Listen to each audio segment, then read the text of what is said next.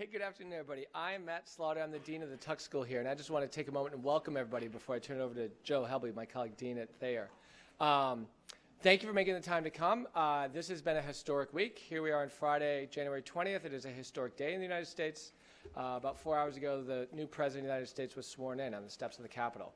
And this week was organized around the leadership transition in the United States government this week and this month with a new Congress, the 45th U.S. President.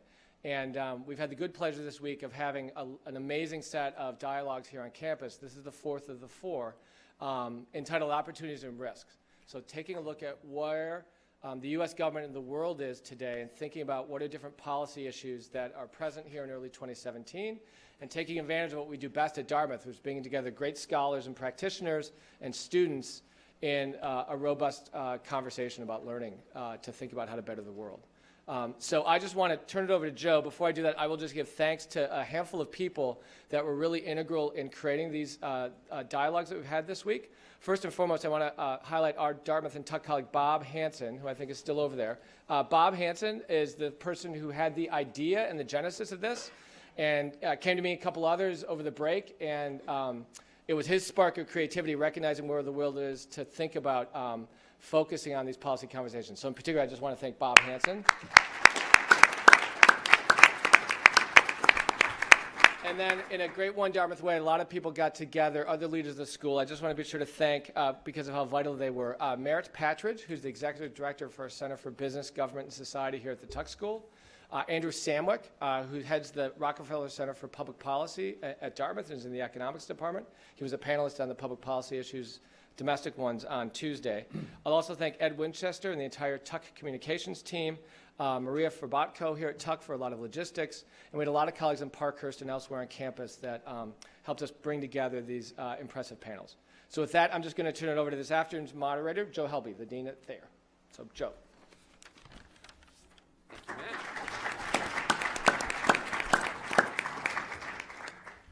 Thank you, Matt, for the introduction, and thanks to all of you for joining us this afternoon in this fourth of four panels and what I hope will be an interesting and engaging conversation around the subject of energy, or more broadly, energy and the environment.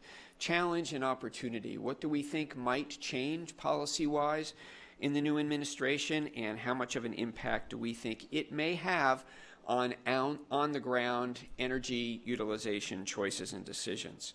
First, let me offer a few of thanks of my own to those who have been involved in the organization. First, the Tuck School of Business broadly for hosting us in this wonderful facility and managing the logistics and also the staffing of the event. Dartmouth College, who has co-sponsored this event with the Tuck School. The Thayer School of Engineering, also a co-sponsor. The Arthur L. Irving Institute for Energy and Society. And finally, here at Tuck, the Revers Center for Energy. And so this alone tells you that there is broad interest in this subject across the Dartmouth campus. And finally, let me offer a special thanks to our distinguished faculty panelists, whom I'll introduce briefly in a minute, and Tuck alumnus and industry leader Bob Wallace, who traveled from Baltimore, Maryland to be with us here today. Now, our panelists, as noted in the program, I will introduce them briefly, starting at my immediate right and going down the line. We have Erin Mansur, a Tuck faculty member, an economist, and the director of the Revers Center for Energy Studies, who studies energy and environmental economics and regulation. At Erin's right, we have Jeffrey Parker, who is a faculty member at the Thayer School of Engineering, directs our Engineering Management Master's program, and is someone who studies energy technology investment in regulatory environments. Next to Geoff, D.G. Webster, an associate professor of environmental studies here at Dartmouth, who has an interest in environmental economics and global environmental governance, an interesting juxtaposition of those two in her work. And finally, on the far right, last but not least, as I said, joining us here from Baltimore, Maryland, Bob Wallace, who is a member of the Tuck class of 1984. I learned just a few minutes ago he is also a Dartmouth and Thayer parent, a son who got an engineering degree at our fine institution in 2013, which I have to take this moment to plug is celebrating its and our what anniversary this year? 150th, thank you. So there are at least a few of you who have seen the ubiquitous green banners on the west end of campus. Thank you. right? And Bob is also CEO of BithEnergy, a renewable energy systems and energy services company based in Baltimore. Now, our format for today's conversation will be much the same as the format for the 3 prior panels this week. I will make a few very brief opening comments to frame the discussion, and then I will ask each of our panelists to note their area of expertise as we go down the line briefly and offer a comment for just a few minutes on one key issue that they will be watching closely, an issue where they anticipate we may see a policy shift driven by the new, now hours-old presidential administration. Once we hear from each panelist, I'll be asking a few general questions of the panel to begin the discussion, and then we'll open it up for what I hope will be a robust and engaging conversation with all of you. A reminder to our audience, in asking your questions, I ask that you please keep them brief and focused and refrain from making lengthy position or political statements. Please be considerate of fellow audience members and the panelists in making your questions. Keep them brief and to the point so we can engage collectively in a broad and lively conversation. And finally, as a reminder, this panel, as with the 3 that preceded it earlier this week, is being live streamed and also being recorded. So you may go afterwards to the inauguration panel's website for additional information on viewing this and the prior 3 panels that have been recorded. So with those general announcements behind us, let me take a few moments to just speak to general energy utilization and consumption trends before we begin the conversation with our panelists. And I'd like to do that by referring to, and in fact reading something very briefly from the position statement, the Energy Vision position statement that was posted last year on then-candidate Trump's website. This statement opened with a broad articulation of vision containing elements that on the surface should in fact appeal to those advocating a renewable energy near-term future, as well as those advocating for significantly enhanced production of fossil fuels. This overarching vision, and I quote, is to make America energy independent, create millions of new jobs, and protect clean air and clean water. We will conserve our natural habitats, reserves, and resources. We will unleash an energy revolution that will bring vast new wealth to our country. Now, although the framing here is different, I think it's worth remembering, and I'm certainly old enough to remember, that the concept of energy independence, in quotes, is in fact not a new idea and not a Republican idea. It's a largely bipartisan framing of the national energy challenge that goes back to the Carter administration in the early 1970s. Now, more specific points expand on this, making it clear that priorities include expanded production of domestic, and I quote, shale oil and natural gas reserves, plus hundreds of years in clean coal reserves. Increase leasing of federal lands on and offshore for exploration and production, and what the candidate referred to as a rescinding of Obama administration executive orders that, in the view of the candidate, adversely affected employment in the energy sector. Now, the language on the website was a little bit more direct and pointed than what I just articulated, but the point was, in fact, that they would be looking to roll back some regulations that were viewed as being harmful to employment in the energy and energy services sector. And the latter is quite clearly an indication that candidate and now President Trump was not signaling an aggressive approach towards regulating CO2 emissions in the early stages of his presidency. Now, in support of this, the incoming administration has often spoken of the need to restore jobs, specifically in coal. So let me take just a minute to speak about some data to provide context and framing for our discussion that show how the utilization of this particular fossil fuel in this country has changed over time. Coal, as many of you know, has been primarily used for the production of electricity in the United States, and in fact, for more than the past 50 years, it has been the primary source of electric energy production. For some 50 years, from 1960 to 2010, coal produced, in fact, a little more than 50% of all U.S. electric power consumed in this country. Now, what has changed in the mix? Well, if we look more closely at the past 25 years rather than the past 50 years, considering the period 1990 to 2015, that's where we start to see some fairly substantive shift. Coal for electric power generation was down 13% in absolute terms over that period and has dropped from 53% of the source mix to 37% of the electricity mix. Still the largest source of electric energy generated in the United States, but 53 to 37% reduction in the relative mix. Now, if you look at this relative to other sources, nuclear energy has been relatively flat over that same 25-year period, 20% in 1990, 22% in 2015. Renewables, driven largely by an increase in wind, have increased from 11.6% to just over 13%. But the biggest change, and what has most substantially offset the use of coal for electric power production, has, of course, been the increase in natural gas, which represented just 10.8% of our electric power mix in 1990 and is now over 26% of the electric energy, tripling in fact, absolute terms of BTU consumed. So the question, as we sit here at the dawn of a new administration, is it in fact environmental regulation that's caused this change in source mix, that's caused natural gas to soar, that's caused coal to decline fairly significantly?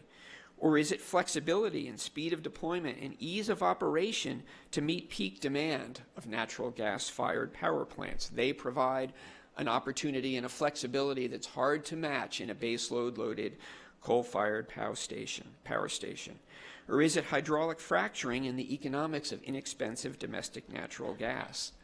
These issues are complicated, they're intertwined, and I'd suggest to all of us over the next several years, we listen cautiously when any administration says there is a single root cause that's causing a change in global energy trends. And in fact, let me close by saying, appearing in my inbox just this morning, which I read 20 minutes ago before walking over here, was a news feed that I receive daily from the American Petroleum Institute, the API, and I quote, "Oil industry executives and officials at the World Economic Forum meeting this week in Davos, Switzerland, are concerned that the growing U.S. shale industry will cause oil prices to fall again. Physical delivery of oil will force the price back down again in the second half of this year," said a chief commodities analyst at the Swedish bank SEB.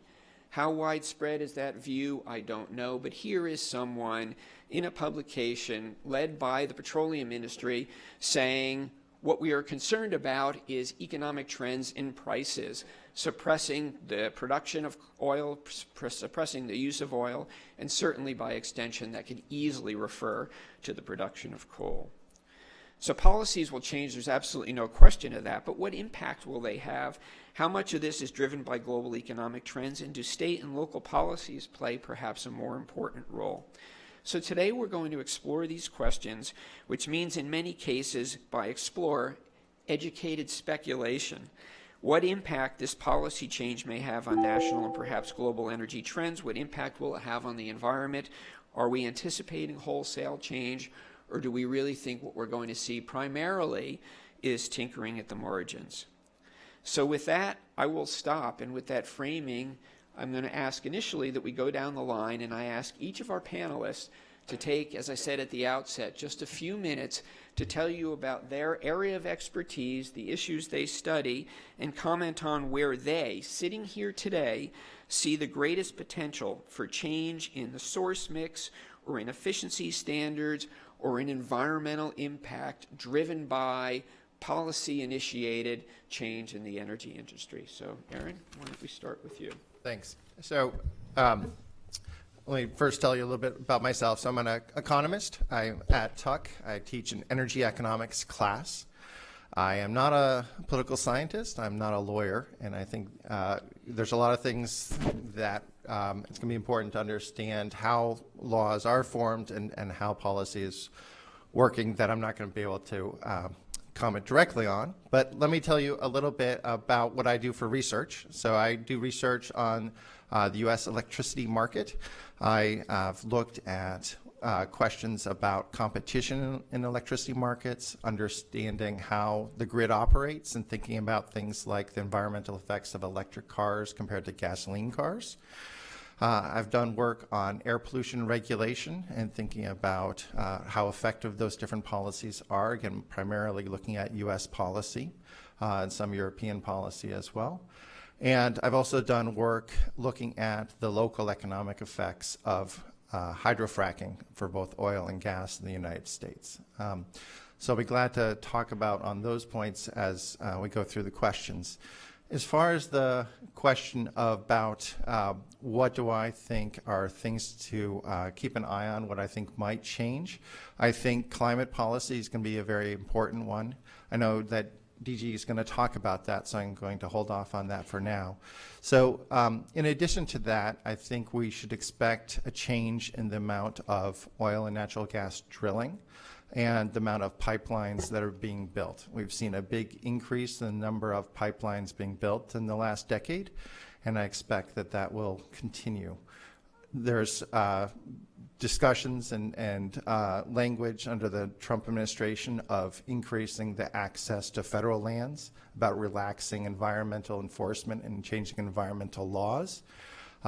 Those things are likely to lead to an increase. How big of an effect, we don't know yet, but an increase in drilling that will have implications, of course, for the environment, for the local economic areas, and will affect international discussions as well if we think about Keystone and things like that. Again, I'm curious to get into all of these issues more, but for now, let me pass it on to Geoff. Great, thanks, Erin. So again, I'm a professor of engineering at the Thayer School. Prior to that, I was at Tulane, and I was involved, Tulane University in New Orleans, where I was involved with the Energy Institute there, and had a chance to see a fair bit of the infrastructure involved in developing, particularly the offshore kind of oil and gas resources, and really the dramatic impact of the price fluctuations, because just a few years ago it was go, go, go, and then within about 2 years ago, with the price drop, all of the exploration and production ships started backing up in Port Fourchon, which is the major port that services about 15,000 people who work in that offshore industry. And I think, you know, the point there is that those price impacts are absolutely enormous and perhaps will dominate any policy impacts that we're going to see coming out of a new administration to be a first-order effect. In terms of my own expertise, the projects that I've been most recently involved with are, like Erin, around the electric power system. But I come at it from more of a kind of an Internet of Things or smart grid perspective, where I think we're on this cusp of wiring up devices so that a lot of distributed assets, things that are in people's homes, things that are on people's roofs, the cars in their driveways or garages, can respond to signals, price signals and other information streams, participate in markets that have yet to be set up, and can then mimic the behavior of sort of larger fixed assets.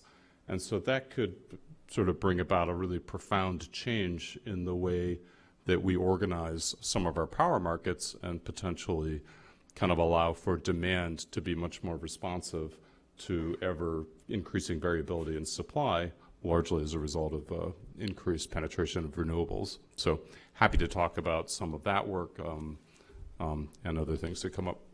And that even adds an interesting and increasing level of importance of thinking about grid security when you're talking about now the whole interaction of the Internet of Things. It was a great example with a New Hampshire-based company recently that we can talk about a bit later in the Q&A. And so the attention that the energy sector and the Department of Energy is starting to place on the clear importance of security in managing our energy resource as a national security asset, I think is just heightened by some of the things you said. DG? So I call myself a political economist because I'm pretty much interested in the connections between money and power. So I have a background in both economics and political science, and I've spent about the last 20 years studying international governance of resources, a lot of marine system type resources, but you can't, of course, study anything about the environment these days without also knowing about climate change, because it is influencing so many of our systems. My expertise on this panel in particular is knowledge of the international negotiations on climate change, what might come, for instance, of Trump's promise to withdraw us from the Paris Agreement, whether or not that is legally feasible, and then also how the international community views this change, and what may or may not happen in terms of, if the U.S. decides to free ride on this international agreement, will the rest of the countries back out, or will they keep on keeping on, as it were? So if I were to ask you what you'll be watching first and foremost, say late this afternoon or Monday, you might be looking for a signal of a shifting engagement in the most recent climate accord. I don't think it would be that soon. So the parties to the UNFCCC, the UN Framework Convention on Climate Change, met in Marrakesh. Actually, they were meeting. The meeting started the day before our election. And so the news just went through the community, and a lot of Americans in particular were very disappointed. But one of the things that was really heartening to see was that everybody rallied, all of the countries rallied, and they actually signed a proclamation renewing their commitment after the election results were there. Right. I think the bigger question is how far the U.S. goes in terms of increasing its GHG, its greenhouse gas production, and how much it pushes that global consensus. So it may be a couple years before we can really predict. But for now, a lot of other nations out there are willing to go the way. And I hate to say it, but China's stepping up, right? They see this as an opportunity to take a leadership position. And you can actually see the change in their energy policy, and their policy on GHGs. And there's something interesting you said in there about timing and timeline that I'd like to come back to more generally, right? That change is not going to happen overnight. And so for those who would like to see withdrawal and dismantling of the accord happen overnight, unlikely to happen. For those who are concerned that there will be a global shift overnight, unlikely to happen. And let's come back to that a bit more detail. So as an energy entrepreneur, what I try to do is figure out how to make money in the energy sector, regardless of who's president or who's in charge or what policies they make.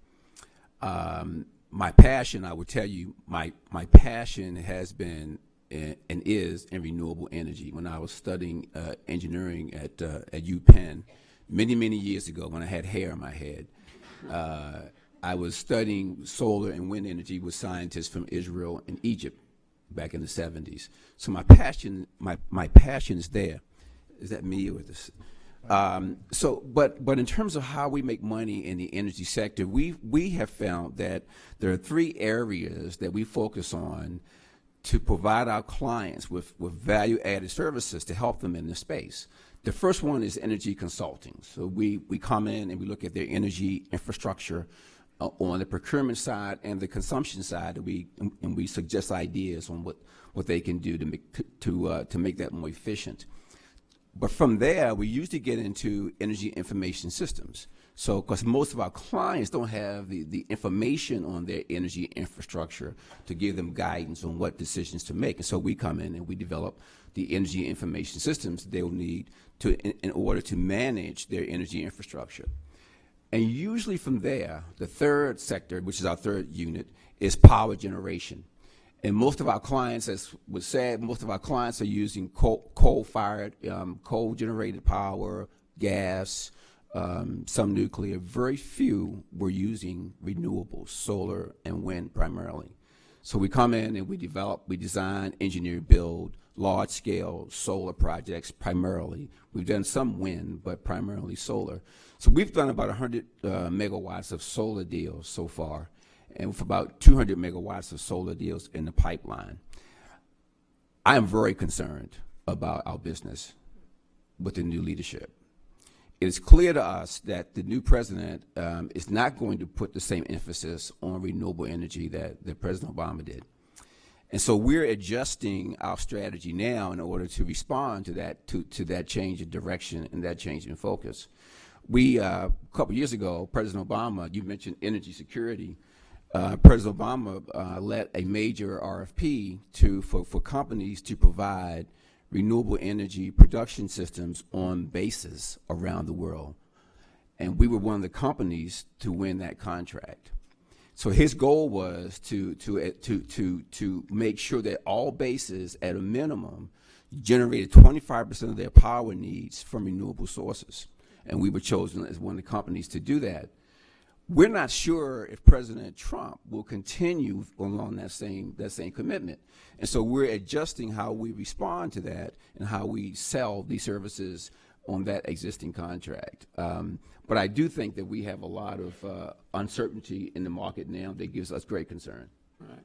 Let me ask a follow-up question, Bob, because you made an important point about regulatory uncertainty at the federal level. But at the state level, there are 30-something states that have fairly aggressive renewable portfolio standards, and most of them seem to be getting more aggressive or more favorably promoting development of renewables rather than backing away. And so does that provide business opportunity in a different way, or is the scattering of regulatory environments from state to state so different that it makes it difficult for entrepreneurs and business leaders like you to figure out how to penetrate that market efficiently and effectively without having an overarching federal framework? It makes it very, very difficult because investors, as you guys know, investors, the one thing they don't like is uncertainty.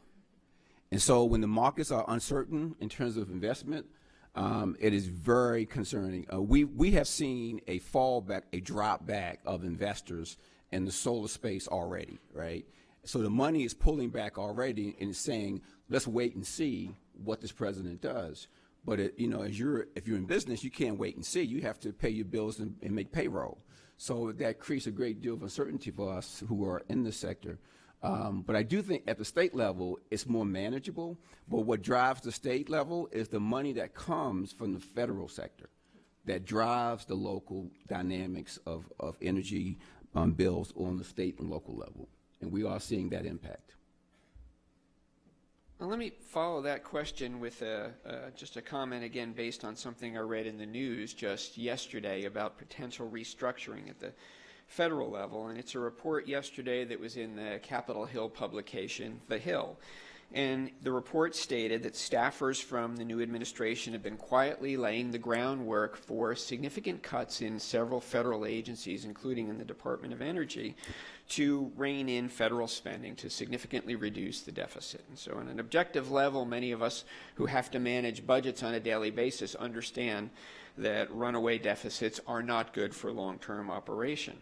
But the targets, of course, are consistent with some of the political goals that the incoming president had laid out. And among the reports are one that at the Department of Energy, it would roll back funding for investment in energy research in several areas and eliminate the Office of Energy Efficiency and Renewable Energy that has supported a tremendous amount of work in both energy efficiency and also energy source management, investing in renewables and R&D, and also in implementation programs. So let me just ask you, Bob, and also a few others who might wish to comment, how real does that sound to you? Is that something that you're paying close attention to? Does that seem like simply an opening shot to get across the bow to get everyone's attention and help us recognize that deficit reductions are likely? Do you think the reality is going to be somewhere in between? I believe what you just said is exactly what's going to happen. Even before the election, we spent a great deal of time working with DOE labs around the country, looking for innovative new technologies that we can help implement. And I can tell you that the people there are very concerned about innovation and new technologies and the velocity in which they can be brought to market. And so I think there's a great concern, and I do believe in the short term that that's what will happen. Geoff, do you have any thoughts? Would you like to comment on that? Well, to the degree that some of these are contract related, they're going to have to at least honor those because they're working in collaboration across the higher ed. In the middle, if you want me to bet, I think there will be reductions. I don't think politically that it's going to be that easy to shut these things down, because every one of those large facilities has 2 senators and a whole set of congressmen of both parties involved. So I think there will be significant pushback. So what you're saying, and of course I'm shocked to hear you say this, is that there might be regional economic considerations that in fact sometimes outweigh national political considerations in making strategy decisions or choosing how to vote on a particular issue. Hard to imagine. Thank you. So let me turn to climate for just a few moments and then ask a few questions about economics before I open it up for general discussion. And DG, I'd like to direct this question to you, given your background and expertise. So how much latitude really does the president have as a single acting executive to change the level of U.S. engagement in climate accords? So it's important to remember that the president actually can initiate the withdrawal process from treaties. With the Paris Agreement in particular, however, as with most of the UNFCCC agreements, there is a clause that says we cannot actually initiate withdrawal from the agreement until 3 years after that agreement enters into force for us. And that, in fact, that withdrawal will not occur until a year after we initiate the withdrawal process. So that's in Article 28 of the Paris Agreement. We ratified the agreement already. It actually entered into force a few days before the election. So basically, if Trump wants to go through those legal procedures, it will take about 4 years to withdraw from the agreement, and then the withdrawal would also have to be approved by Congress in that 3rd year, the request to withdraw. So that is the legal, the one way to do it. That said, we've been a party to the UNFCCC itself for many years now, and it's been more than 3 years since that entered into force for us. And so we could actually withdraw from Paris by withdrawing from the UNFCCC. Again, the president would need congressional approval to do this, but it is something that could happen and could happen fairly quickly. It would again take a year from the point in time which we initiate the withdrawal till we were actually withdrawn from both conventions, but it could happen. The simplest thing, though, for Trump to do is to do nothing. And there are no requirements in the Paris Agreement or any of the other UNFCCC agreements that say if you do not set your essentially voluntarily decided emissions targets, if you do not meet those targets, if you do not do anything to try to meet those targets, there will be some kind of punishment, right? It is essentially a non-binding agreement. It is, in fact, the Paris Agreement is non-binding on purpose because that is what the Kyoto Protocol is, and the only way that President Obama was able to ratify the Paris Agreement was because it did not actually change any of our legal commitments under the Kyoto Protocol. If those commitments had changed, the president would have had to send it back to Congress for their approval and ratification, and the administration was fairly certain that would not have happened. In particular, the Senate has to approve, and with the, they just did not think that would happen, especially with a 60% majority.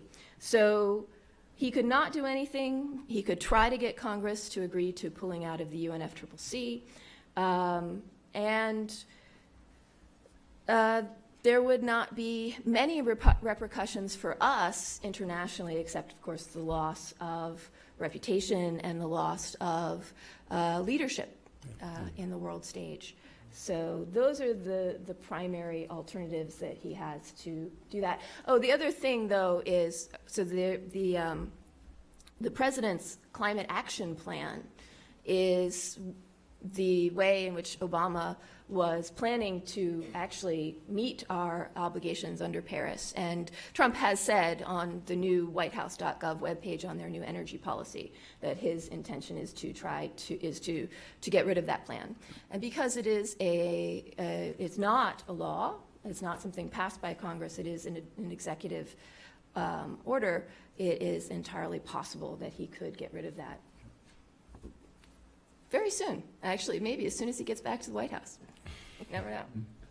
So you've done a very nice job of outlining the choices that he has in front of them. And so can I push you a little bit and do something that we academics generally don't do, which is so place a bet. Place a What do you bet. think is the highest? And of course, we won't hold you to this even though it's recorded and will be available on video. Right. So if you were to make, I will allow you all the normal caveats, and you may state them. So there are lots of assumptions in this. But if you had to place a bet into which direction we're most likely to see this administration move in the near term, what do you think it would be? Well, my guess is he'll withdraw he's said that he will get rid of the climate action plan, and that would be a relatively easy thing for him to do. The big question is whether or not that will satisfy his supporters. They may not know the difference between pulling out of the climate. A lot of people don't know the difference between pulling out of Paris and getting rid of the climate plan. So, if there's no outcry, that may be the end of it, and he'll have other things to worry about. But it is possible that he will push the Senate to pull out of the UNFCCC. If he does that, before this election, I would have said it wouldn't have happened, because there has been an increasing bipartisan support for adjustment to climate change and for, combating climate change. A lot more Republicans in recent years have been saying, that climate change is real, it's human caused, we need to do something. But this election, I feel like, may have sent a message to those Republicans that they can maybe get away with not caring about climate change. So it is possible that they would try to pull us out of the agreement. We'll have to see how the political climate itself changes. Deftly answered. Thank you. So, Erin, I'd like to ask one last question of you about economics and trends in jobs, if you're willing to speculate, and then I'd like to open it up to the group here. I read a report recently, it was released only about 2 weeks ago, that spoke about job growth in the energy sector. It was a Department of Energy report, and one thing surprised me. It said that more than 1/3 of the growth in the energy sector was actually in the energy efficiency sector, and so it wasn't in production, and it wasn't in renewables. It was in the energy efficiency sector. And so let me ask you for your take on that and to speculate. Do you think, given what's likely to change in terms of policy and emphasis, we are going to see significant diminishment of job growth in that area in favor of a shift towards production, or something completely different? Okay, I'll be glad to talk about that. I also do want to say a few words about climate, but I'll answer your question here first. So, and it's an academic panel, so you're free to move in other directions. Yeah, great. Yeah. So, jobs is a tricky question for economists.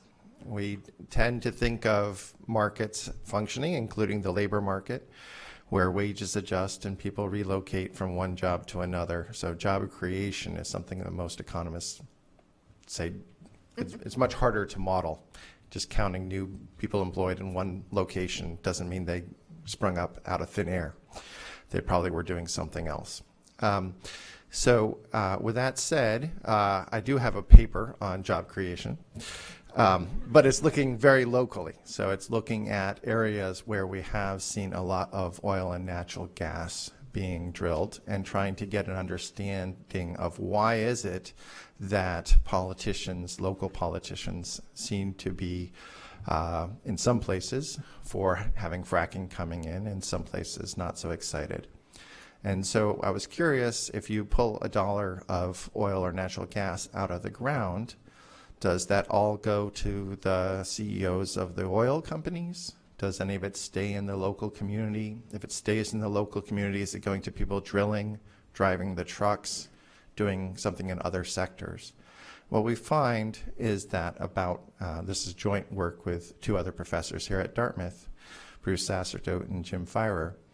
What we find is that about half of the money seems to stay local, whether that is in royalty payments, or in local labor market effects, or some sort of multiplier effect where the economy is growing and there's just more activity. So I wouldn't say there's nothing to the claim of the current administration that increasing drilling will increase labor, but just keep in mind that people are just being relocated. When we talk about growth in energy efficiency jobs, I would imagine a lot of this was in response to weatherization programs and other federal programs where people were taking that opportunity. So I think it's important for understanding the politics and where jobs are being relocated to, but just keep that in mind, that most of these jobs are not coming out of thin air. On climate, if I may, a couple of things I wanted to add to DG's points, which I was making a note, and then everything I was going to say, she just said it. So let me just maybe add a couple of things. So I think there's a couple of important policies to keep in mind as part of President Obama's climate action plan. One is the Clean Power Plan, and the other is CAFE standards for vehicles. So on the Clean Power Plan, the Clean Power Plan was finalized by the EPA over a year ago. It has been challenged by a number of states, including Oklahoma. Not picking that out of thin air. And right now it is in the DC's Court of Appeals. With the change in administration, there are several options that the Trump administration now has. One is to decide to take the lawsuit seriously in the sense of pulling the Clean Power Plan out of the law, out of being considered by the district courts. And then they would have to come up with a new plan. And like any regulation, it would have to go through a public hearing. It would be a long process. But one of the outcomes of that would be that the Clean Power Plan could be rewritten to what some people call inside the fence. Now, this is getting a little inside baseball, but bear with me for a minute. There are 4 different ways that a state can comply with the Clean Power Plan. One is through increasing renewables. Okay, so in addition to the production tax credit and investment tax credit, there's also the Clean Power Plan, which is going to have effects on renewables. So that's one avenue. Another is through energy efficiency. Another is by reducing production from coal plants and increasing production from other dispatchable, primarily natural gas plants. All of those are through the marketplace. The only one that I didn't mention so far is what actually happens within a plant. So that is on improving the heat rate or how efficient the power plant is. With all other interpretations of the Clean Air Act for sulfur dioxide regulations, nitrogen oxide regulations, other heavy metals and toxins, it's always regulations of emission rates within a plant or cap and trade across plants in the case of some of those pollutants.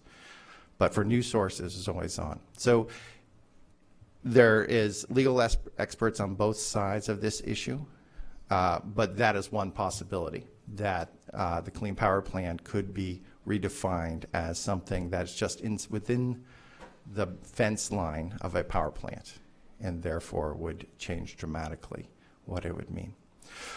The other major policy change has been tightening up of CAFE, corporate average fuel economy standards, of increasing the miles per gallon of vehicles. It's a complicated formula, it depends on the size of the vehicle. There are carve-outs for certain types of policies.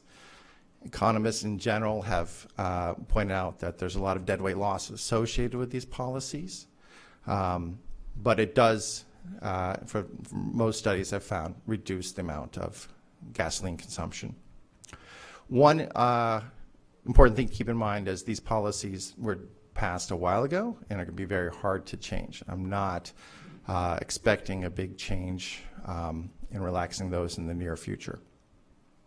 Another important thing to keep in mind with transportation is historically there's been a carve out for California. California set transportation policy before the EPA started to regulate it and has always been given an exemption. But it's an exemption that comes up every time they change the policies and need not be held in place. So that'll be something else to keep an eye on, is whether California and all the states that adopt California policies are held to a tighter standard, or a laxer standard rather, of not being able to have more stringent policies. And this is important. This is how California has brought transportation into their cap and trade market. If you compare California's cap and trade for carbon dioxide with Eastern markets, they're much more inclusive. They include transportation, not just the power sector. And so that's something that could potentially change. Thank you. So, Geoff and Bob, I'm going to give you the opportunity to make a couple of very brief following comments, and then I'd like to turn it open to the audience for general discussion. Sure. I just wanted to follow up on one thing. I thought DG's comments on the delays that are inherent in the policy process are really interesting, and I think that notion of delay in the system is kind of across the board. So if you think about some of the policy changes where we're going to open up new lands for exploration and production, or pipeline permitting, for example, in the short term, sure, that'll have an impact perhaps on natural gas fracking. But again, as I said earlier, those markets are already very responsive to price, and that's where the majority of the change in activity is taking place. Medium term, you would expect to see the pipelines, especially Keystone and some of the others, perhaps come on stream. Long run projects like the offshore oil and gas, things that are billions or tens of billions of dollars of committed capital, probably don't have a lot of impact here, because those horizons for planning, it takes 10 years to get one of those projects on stream. It would be short-sighted at best to depend upon one administration's policies to commit that capital. So I thought just taking a look at some of the time delays in these systems, because there's so much deployed capital and it lasts for so long. No, that's a really important point. The inertia of deploying capital and tying it up over that period of time means making decisions. Once you've made them, you're committed, and you're going to weather any change in administration. Thanks. Bob? Just wanted to talk about the job question that you had earlier. What we're seeing and what we're doing is we're moving jobs away from power generation, like the design and building of solar plants, more into the management of energy data and security of the grid. So we have a cybersecurity group in our IT business, but we're now moving those same resources into cybersecurity for the energy grid. The energy grid is one of the most vulnerable assets we have in our nation. It's so vulnerable to attack. So we think that's a growth area. We think that battery storage is another growth area that we're moving into, microgrid engineering. So these are all independent of the generation source. And we see the jobs moving in that direction, away from power generation build into managing of energy, information, and data. So can I make one real quick point? With all of these policies, there's something of a precedent for what has happened before, in particular the transition from the Clinton administration to the George W. Bush administration. And one of the things with domestic policy in particular, and one of the things that can happen faster than change in regulation, is change in the implementation of the regulation through the federal administrations. And so the people that Trump has appointed to lead these, essentially the bureaucracy, the EPA, the DOE, all of these major government agencies are clearly people who are not going to be terribly interested in really implementing a lot of the laws that are designed to prevent climate change and to reduce pollution, especially if they perceive them to be damaging to the fossil fuel industry. Sure. That's an important point. There's implementation, there's enforcement. There can be regulations on the book that you simply choose not to enforce, either by not funding the enforcement group in EPA, right, or directing them to not enforce. And then, of course, there's the overall budgetary process. If you don't provide allocations through appropriations to support these initiatives, you don't need to remove them from the books, but nothing will happen. A perfect example of that was President Reagan. When Reagan came in 1980, The agencies, or the initiatives he did not want to support, you just let them die a nice, slow death. You don't kill them right away, you just let them die. You just die off. And it's very easy to do, right? You just smother it to death. Well, on that optimistic note, thank you, Bob, for both that comment and pointing out the energy security threat to the national grid. Although I will point out, actually, in the quadrennial energy review from the Department of Energy that was released just 2 weeks ago on January 6th, right up front, focused on the importance of the national electricity grid, transmission and distribution grid, as a strategic asset that should be considered an asset at the level of critical national security infrastructure. And so it's noticed, it's not an area that's gotten a lot of attention, and it is clearly critically important. So with that, I'd like to open it up for our remaining 40 minutes or so to conversation and question from the group. We have 2 individuals who will be running microphones through the room, so I ask when you raise your hand, I will try and call on you. Please identify yourself, name and position at Dartmouth in the community so we know what relationship you have to this issue, whether you work in the area or just an interested participant. And if you would like to direct your question to 1 or 2 panelists in particular, please do so. So who might have a question? Right? So right here, we've got another hand in the middle and one on the right. I'm going. Thank you so much. My name is Dave Farnsworth. I live across the river in Vermont. My understanding of conservatives is that it's not like they don't like clean energy or good stuff. It's just they don't like the mandate. So in a world without policies and mandates to do clean things, clean energy sorts of things, I'm curious about, Bob, I'd like you to talk more about efficiency. That's the first of the 3 batches that you described. You're doing work with buildings. That seems to be the cheapest way to avoid a ton. That's 2 cents a kilowatt hour instead of 8 or 10 cents for gas, what have you. Could you talk a little bit more about that? Absolutely. As an engineer, I had to learn in this business that it's not the technology that drives the business, it's the dollars. It's the money, it's the finance. And so we started in this company, we were selling, typical engineer, we're selling feeds and speeds and this sexy technology and all this great stuff. And the customer said, I don't care. What does it cost? And what does it save me? And so I think you're right. So we've learned in terms of marketing these solutions is to market the economic benefit. And we have found, particularly in solar, that from when we started 7 years ago to now, we can build solar plants that pretty much can reach parity with the grid. And so that's a major economic driver. And so we can now offer solutions to clients that not only will cut down on greenhouse gases, that's also sustainable, creates jobs and all those great things, but and by the way, can save you money. And so, sir, I do think that even under Trump leadership, that if we who are in this industry can lead our solutions with the cost benefit versus the green benefit, then I think there still may be some traction for us in this space. So if I could add something there that's pretty important. I teach a lot about the idea of leveling the playing field. And it's really important to remember that the government is already subsidizing fossil fuels extensively. And so a lot of the mandates that are going to be taken away for renewable energy were put in place in part to help it to overcome these things which are essentially barriers to entry in the market.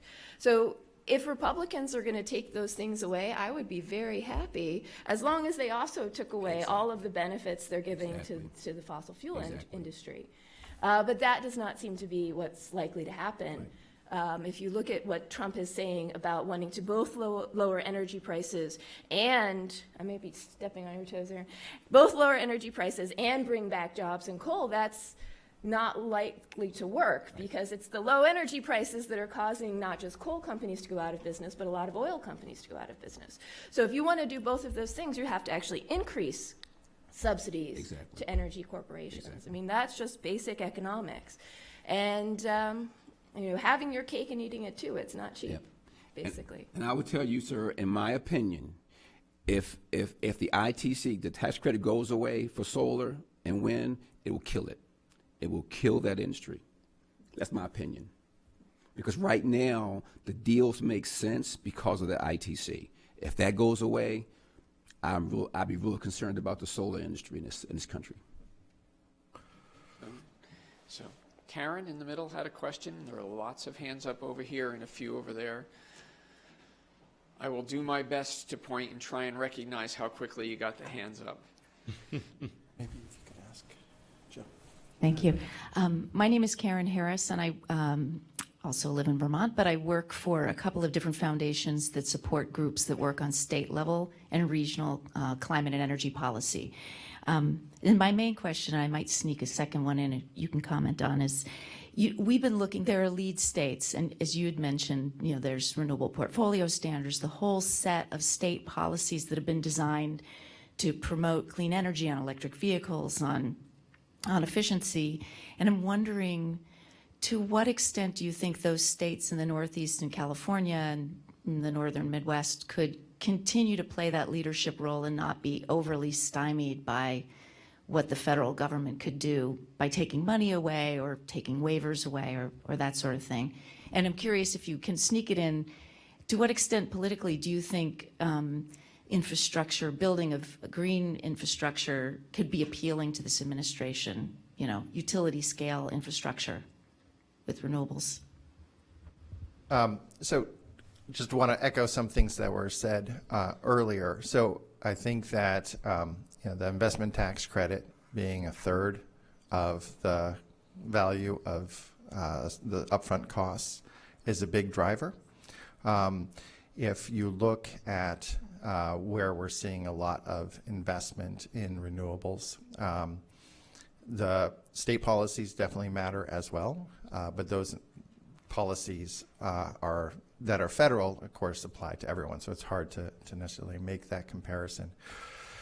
The cost of wind and solar has come down a lot. And I think in thinking about, do we need to have these subsidies from an economic perspective, a couple of things to keep in mind. Usually when you ask an economist what is the best system we can imagine, it's to think about putting taxes in place on things that cause harm, subsidizing things that cause value above and beyond what the market rewards.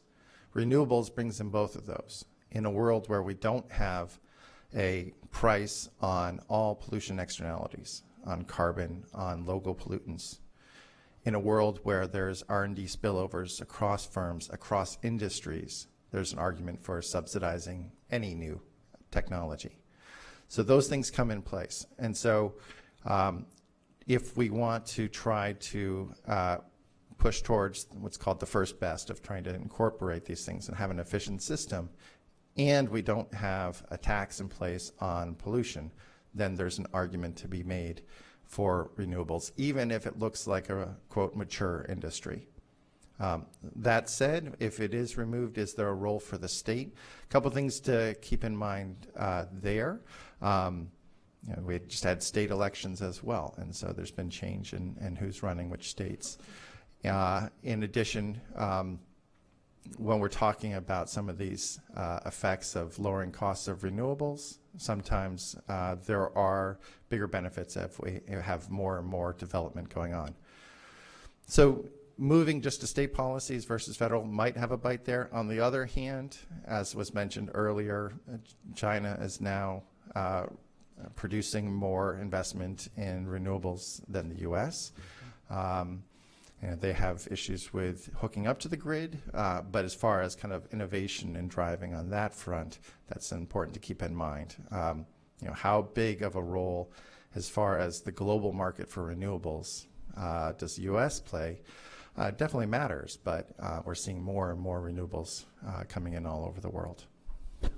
But I do think, ma'am, that if the federal dollars dry up that were going to the states, you're going to see a slowdown, in my view, of programs and a reduction of velocity of implementation.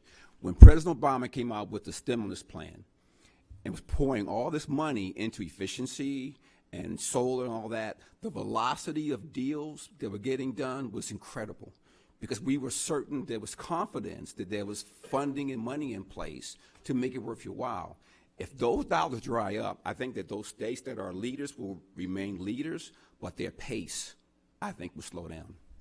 Yeah, there are a lot of hands up, so let's move to another question. So how about the gentleman? Yes, about 3 rows there, waving his hand in the plaid shirt. It's been very Thank you. Hi, I'm Pete Blyler, a Dartmouth alum. There's been a lot of talk about clean coal, and mention was just made about Trump wanting to get the coal industry kick-started with increasing employment.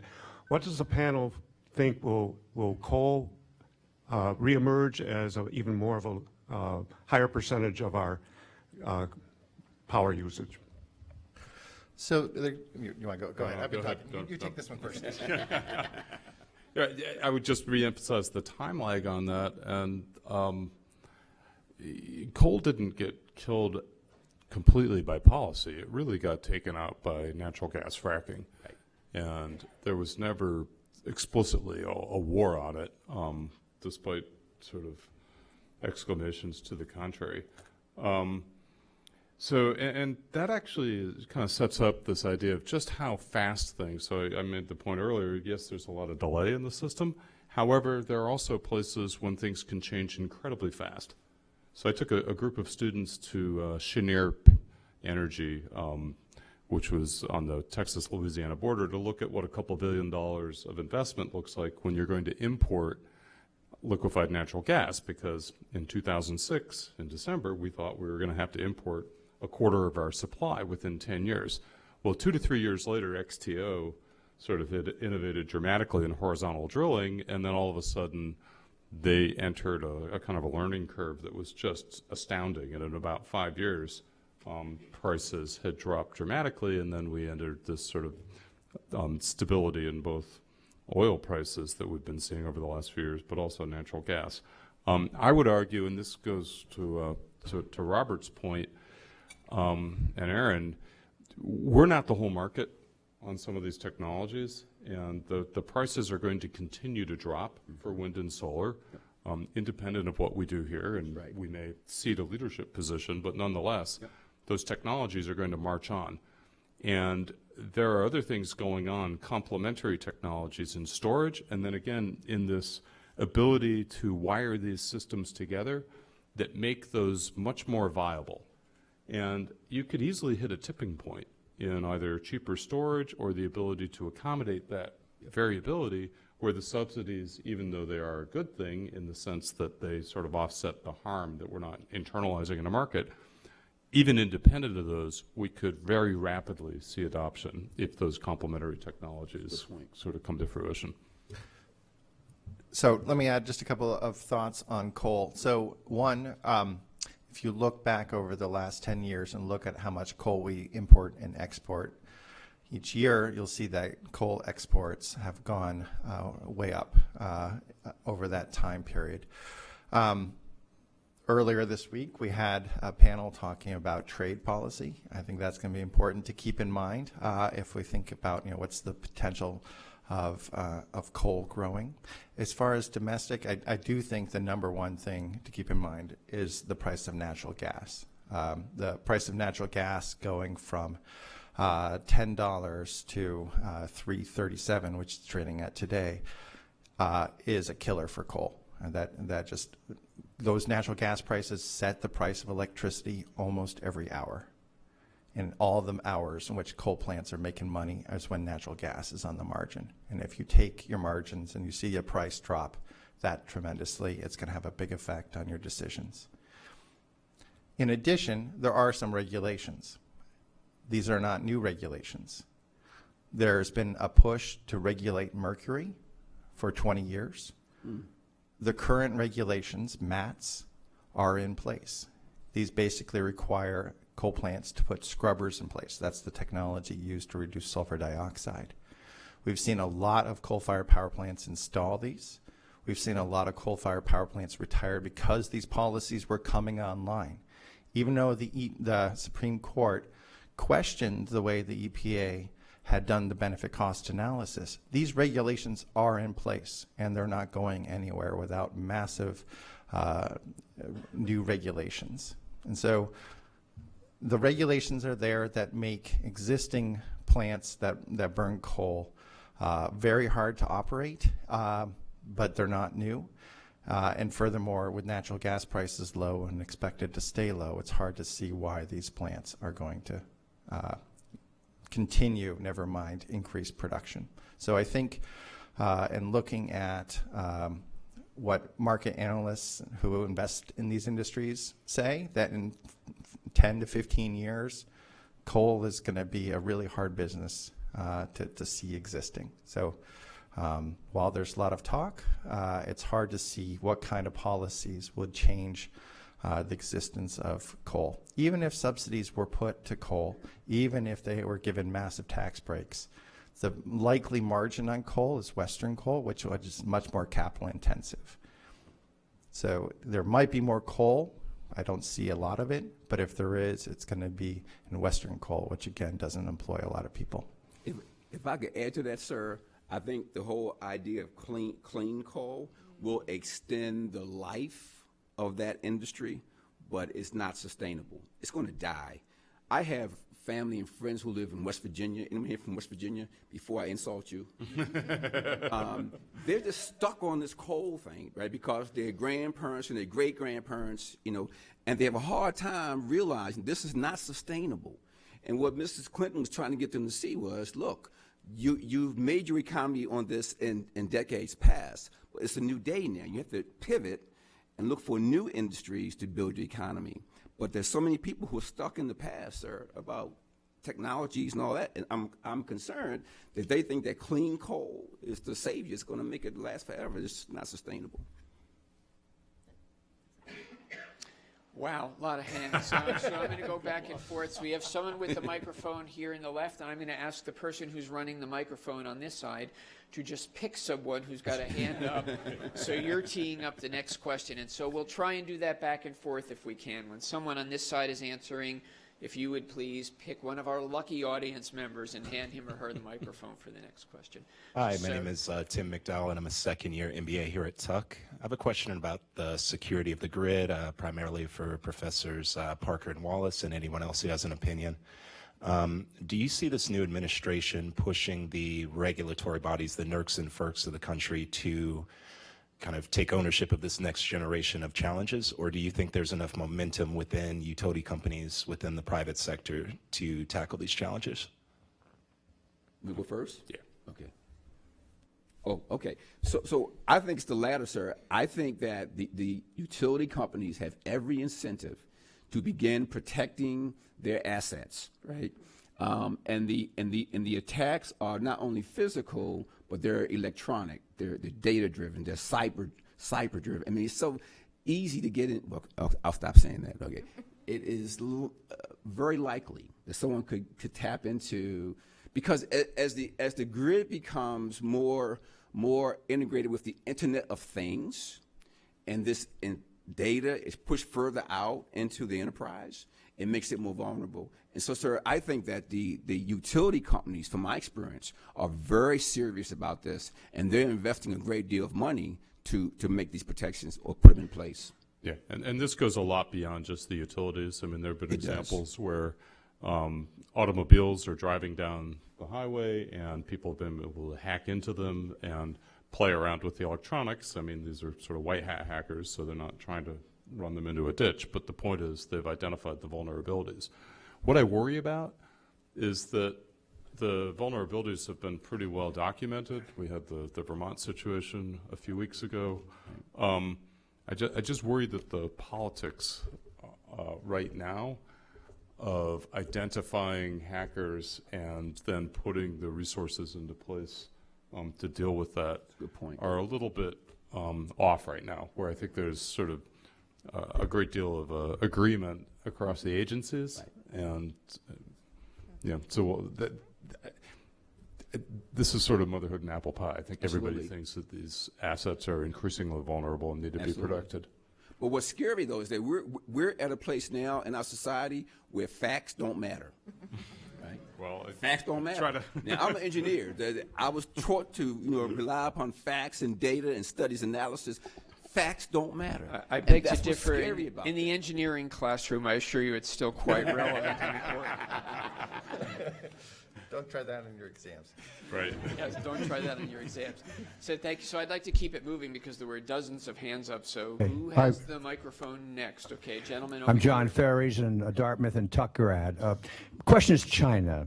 Initially, China came into the U.S. in the renewable energy sector and somehow undercut us and got, I think, a lot of business. Now they're increasing their domestic supply of renewables, you've mentioned, but they don't sit on just their domestic market. So what is their influence, both in the rest of the world, trying to build an industry, and particularly, are they still a force to be reckoned with in the United States? Well, the short answer I would say is huge and yes, but I'm going to turn it over to the expert panelists. Huge and yes. Mostly, sir, it's money. It's investment dollars to invest in projects, large projects in the U.S. If I look at our portfolio of deals in the pipeline, half of them are probably Chinese investors looking to get into the American market, right? It's because they have the money and they have the incentive and they have the interest. So I do see them being big players in the market moving forward in the U.S. Interestingly, China is also very, very active, for instance, in Africa. Yes. And they're there in part to extract natural resources, just like the U.S. and Europe have been there for a long time. But they're actually investing, interestingly, more in local scale development, including clean energy, than we have in the past. So there, I feel like it also is a bit of an attempt to create a new sphere of influence with economic power more so than military. So they are definitely eyeing leadership internationally as well as in the U.S.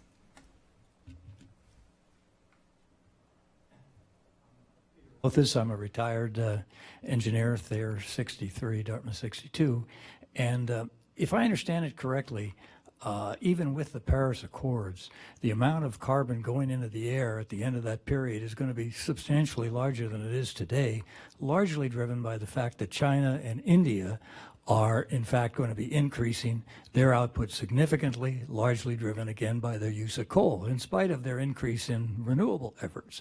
So I understand from Bob Hargraves, who I see in the audience, that it's his opinion that the only way to keep that coal in the ground, as opposed to letting them burn it, is to provide them with a source of energy that is lower cost than the coal if they were to leave it there. And that source, one of which might be liquid thorium fast breeders. And so it seems to me that we're nibbling around the edges with solar stuff when the big numbers are going to continue. And if we don't get a technology that beats that 8 or 10 cents per kilowatt hour, whatever they now get coal for in China, we're fighting a losing battle. And my question is that suggestion not viable, not reasonable? And if it isn't, why not? Or if it is reasonable, why aren't we pursuing it with a vengeance?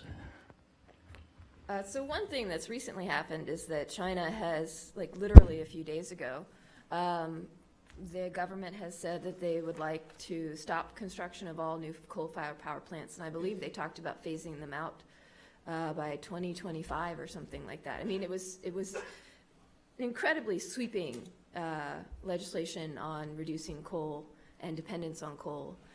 Whether or not that actually happens, it's another question, but they have changed their policy. That said, at least in the international agreements, there are these funds that are created in order to, you're probably more interested in the technical side, but there are funds that are created by these agreements that are there to help developing countries switch to alternatives and get them to not have to rely on coal. The big problem is that all of the developed countries who pledge to contribute to these funds don't actually meet their contributions. And so for over 20 years now, the Global Environment Facility and other funding sources that are used in this process have just been completely underfunded. So if you do want that switch to happen, and if you do want that to be funded through international mechanisms, then developed countries are going to have to step up and start paying the bill, as they had promised to do. But yeah, the technical stuff. Yeah. So why don't we go to the next? Many hands still up, so someone over here has the microphone. Zach Brazola, I'm an undergraduate in Thayer. Question about leadership and also lack of U.S. leadership, both on a global stage, but also in investing in technology. So if all of a sudden, the EERE, Efficiency and Renewable Energy Office, goes away and we stop investing in clean energy, what happens 5, 10, 15 years down the road when the U.S. has taken this break, hopefully, and tried to go back? I think it would be disastrous. I think that we as a nation have always been a leader in innovation, and we've always invested in innovation. If you look at the space program with President Kennedy and how that spawned all these different industries and solutions. So I do think, sir, that would be a big mistake policy-wise for us as a nation. I don't think that could ever be made up. And so my push is for us to continue to invest in innovation and R&D. But one thing we don't do well as a nation, in my opinion, is we don't commercialize our technology very well. We're working with now our governor in Maryland to help figure out ways that we can help to accelerate the commercialization of technology and innovation that comes out of the universities and labs, that if we don't act on it quickly enough, someone else will come and take that technology and the opportunity. So I think, sir, it would be a big mistake for us to lose that lead. There we go, the microphone's in the back. Hi, thanks for the panel tonight. I'm Blair Crichton. I'm a first-year Tuck MBA student. I just want to return to the discussion around jobs. In many reports and data indicate that there are far more jobs in the green energy sector now than there is in coal. And I'm just wondering if you had any opinions on sort of politically how it might turn out if Trump does sort of direct investment away from the renewable energy sector into the coal sector, and how that might actually affect policy going forward.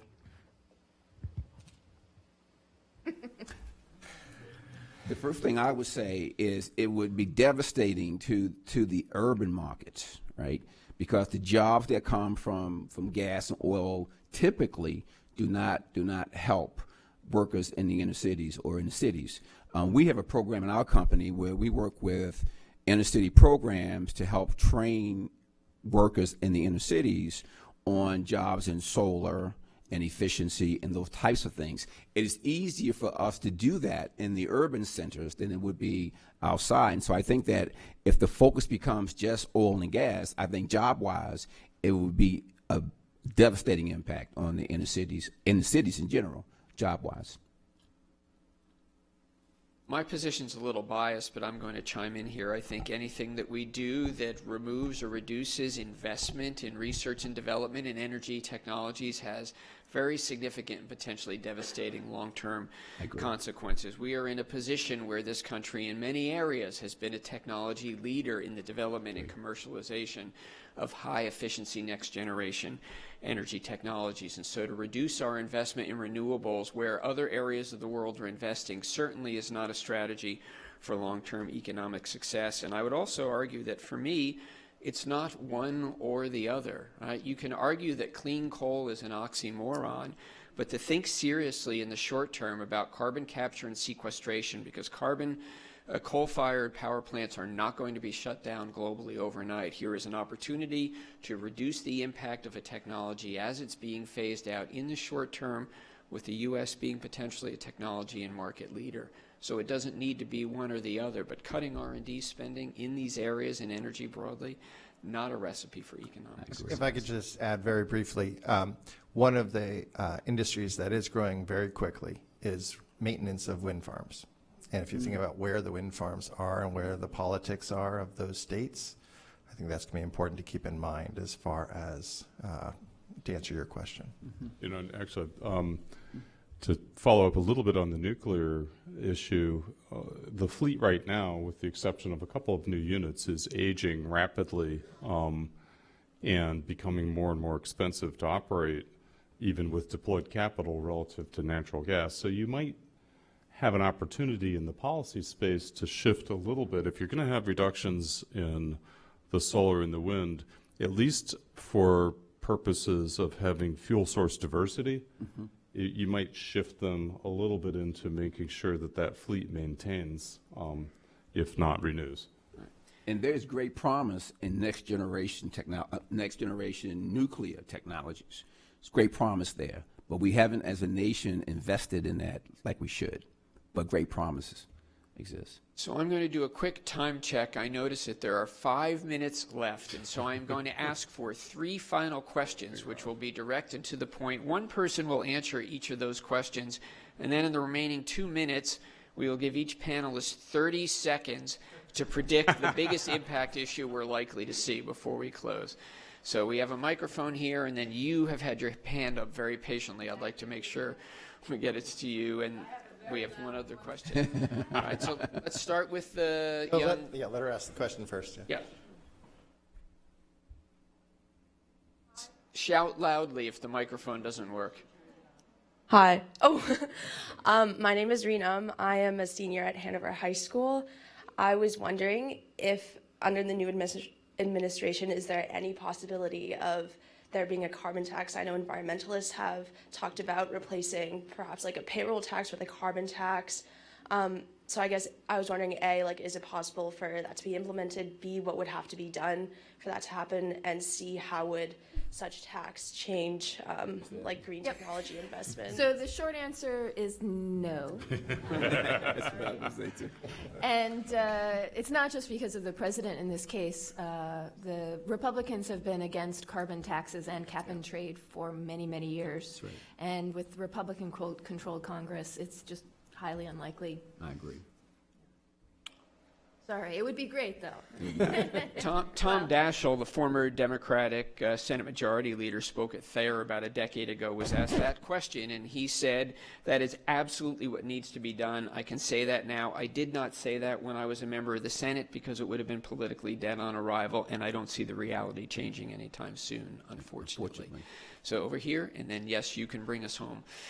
Okay, thank you. My name is Webster. I'm a PhD student at Thayer School, working in industrial energy management. I was wondering regarding electric vehicles. I want to have like a little bit of positive outlook. Electric vehicles are improving rapidly and their price is dropping rapidly too. How do you think that's going to influence the shift of CO2 emission from combustion engines towards centralized power plants? And does that have an important role in mitigating CO2 emissions in general? You asked it as a positive question. Do you want me to answer it? 30 seconds, yes. Yeah, okay. In brief, location, location, location. If you're in an area where coal power plants are not providing the last bit of electricity when you plug in, or on the margin, as economists like to say, not so good. So upper Midwest, Chicago area, not a great policy. If you're out west, great. New England, not so good. Actually, we've shut down a lot of our base load. We import a lot of power from other parts of the country. So in the near term, there's not a big effect on carbon, except for in some locations. The costs are falling dramatically. We're seeing a lot of adoption of electric cars in the West where it is relatively clean. If those costs continue to drop, we could see it increase. Right now, 1% of new car sales last fall were electric. In Norway it was 30%. So, you know, there are policies, there's a tipping point. When that comes, we'll see. Last question. Welcome back, Sandra. Yeah, I was about to say, I worked with your daughter getting reusable bags at the co-op. I'm the former director of community relations at Dartmouth. I got to work with the dean's daughter and high school students. None of you, I'm not a scientist, so a lot of this went like this. But what happened to consumerism is an issue.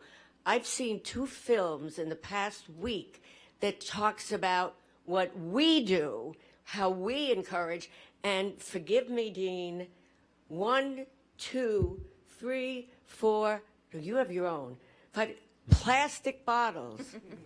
Oh, that's all Tuck. No, okay.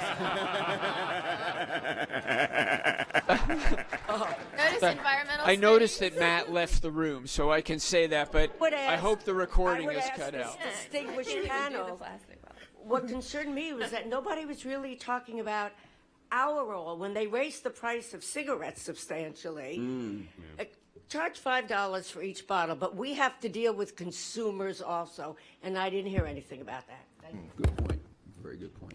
I think that's a very important point to end on, and I don't think any of us would disagree with you, right? There is certainly a consumption side of this. There's the efficiency element. How effectively and efficiently do we convert energy to its ultimate end use? And then what are we doing with that energy? What products are we producing? Are there much less environmentally impactful and energy impactful ways to do them, to address them? Hugely important question. We don't have the answer. That's why we have universities to conduct research and development and move us in the right direction. That said, if we do get into trade wars, the costs of all of the goods and the cheap stuff that we buy will not be as cheap anymore. And so there could be your silver lining, right? It's going to get harder to buy cheap stuff. So I noticed we're at 5:30. You've been an extraordinarily patient audience. I promise to give each of the panelists 30 seconds for a quick summarizing comment or a bold prediction. So let's start in the middle. Geoff, then DG, then Erin, then Bob. I will give you the last word. Go. Okay, keep your eye on state versus federal regulations. Are the states going to continue to have the freedom to innovate around renewable portfolio standards? In my own area of research, we're very interested in what's going to happen between the state public service commissions and whether they'll allow for innovation in distributed energy resources, or will FERC, Federal Energy Regulatory Commission, set national standards that perhaps deter innovation. So keep tuned. Thank you. DG?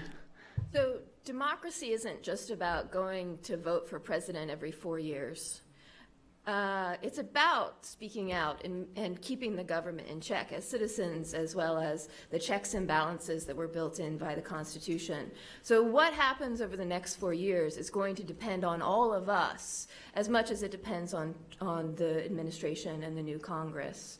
So, you know, get your hats on. If you don't like what they're saying, if you don't like what they're doing, talk about it, protest about it, let your representatives know about it. And also, 2 years until the next election, not 4. 2 years. Don't forget your elections of your congressmen and your senators. Nobody shows up for those. It's sad. Thank you. Erin? Predictions. I think as far as predictions, I would say there's going to be a lot of lawsuits. We're going to see a lot of things being brought to the courts, and things will go through that process. It's a slow process, but that's my bet. And I will close on the power of technology and innovation. All my Tuck students, all my Thayer students who are here, do not let who's in the White House dictate to you your new ideas and technology and projects. If you come out with new technologies and new processes that can change the world, that can address the problems of humanity, it doesn't matter who's in the White House, because you will create value. When you create value, you'll create wealth. When you create wealth, you'll create jobs, and in the process, you will change the world. So we are about changing the world. I think that's a great way to end.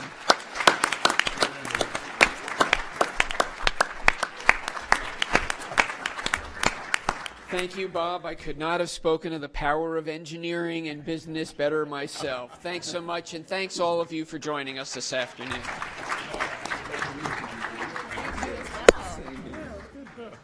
Did you? Pleasure to meet you.